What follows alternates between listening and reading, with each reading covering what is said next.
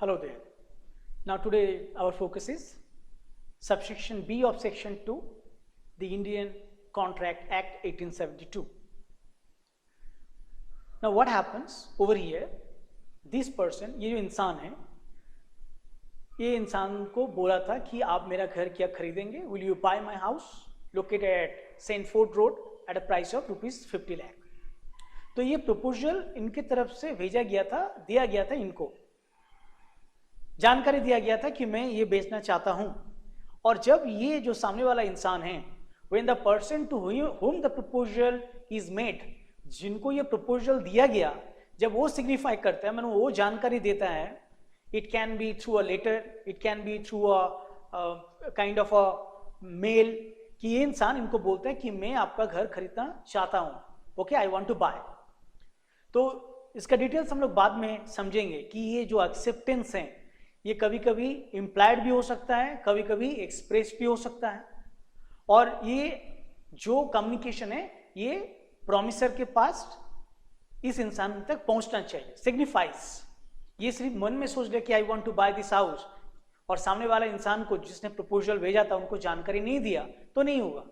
So this person has to inform this person through such communication so that he understands or he knows that yes, my proposal has been accepted. So the moment this person comes to know कि उनका जो proposal है वो है accepted हो चुका है, that proposal has been accepted, the proposal, a proposal when accepted becomes a promise. तो वो जो proposal है वो promise बन जाता है.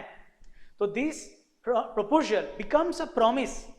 तो ये इंसान के लिए अब एक प्रॉमिस बन गया कि इनको ये बिल्डिंग बेचना पड़ेगा, क्योंकि इन्होंने अपना मत दे दिया और इनका जो टर्म्स एंड कंडीशंस हैं उनसे वो राजी है कि भाई ये आपका जो टर्म्स एंड कंडीशंस है मैं राजी हूं और I want to buy your house.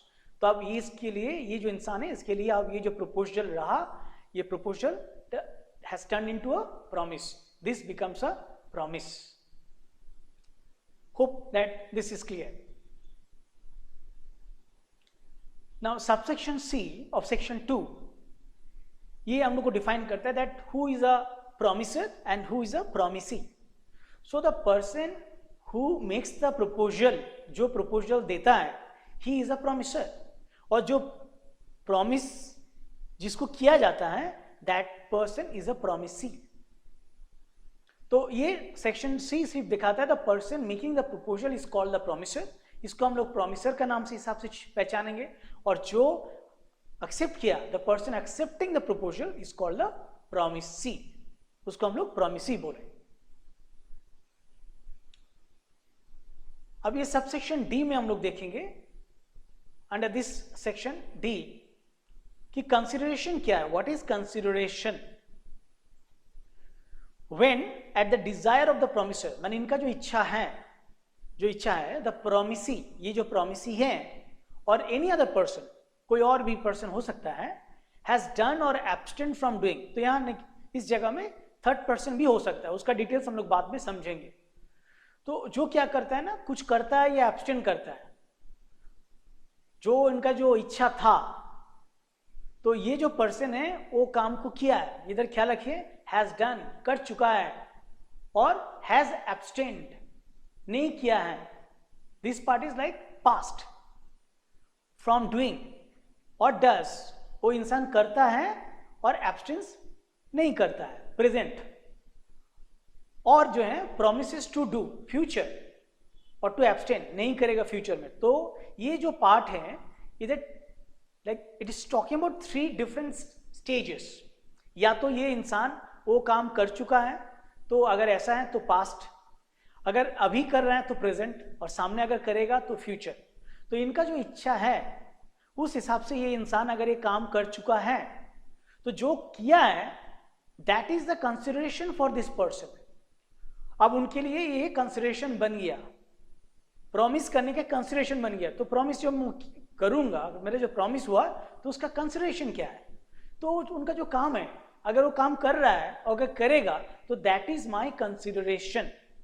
तो एग्जाम्पल मान लीजिए, तो इसने बोला था कि आप 50 लाख में मेरा घर खरीदेंगे, तो उन्होंने क्या किया, 50 लाख कैश इनको जो है ट्रांसफर कर दिया. तो this cash, this money is his consideration for the promise. अब ये इनको बिल्डिंग बेचना है, बिल्डिंग देना है, हैंड ओवर करना है, क्योंकि this cash this person has received, ये ना चेक क्लियर्ड। तो when this happens this is consideration. तो कंसिडरेशन बहुत बार आपको समझना पड़ेगा, ऐसा सिचुएशन आएगा। तो कंसिडरेशन क्या होता है, जो आपको मिल रहा है that is your consideration, that is your consideration. आप कुछ उनसे ले रहे हैं तो you are now there to promise. आपका जो प्रॉमिस है वो वैलिड है और आपको प्रॉमिस आप फुलफिल करना पड़ेगा क्योंकि कंसिडरेशन इज देयर। तो ये सबसेक्शन डी बोलते हैं आपको। समथिंग सच एक्ट और abstinent promise is called consideration for the promise. तो प्रॉमिस करने का क्या है, ये कंसिडरेशन बन गया। तो इनका जो एक्ट है या एब्स्टिनेंस है ये एक आपका कंसिडरेशन बन गया।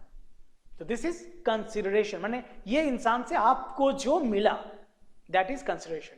तो इन दिस वीडियो हम लोग क्या देखें, सेक्शन 2 का बी, सी और डी सेक्शन देखें। नेक्स्ट मेरा जो वीडियो होगा वो सबसेक्शन ई के ऊपर होगा।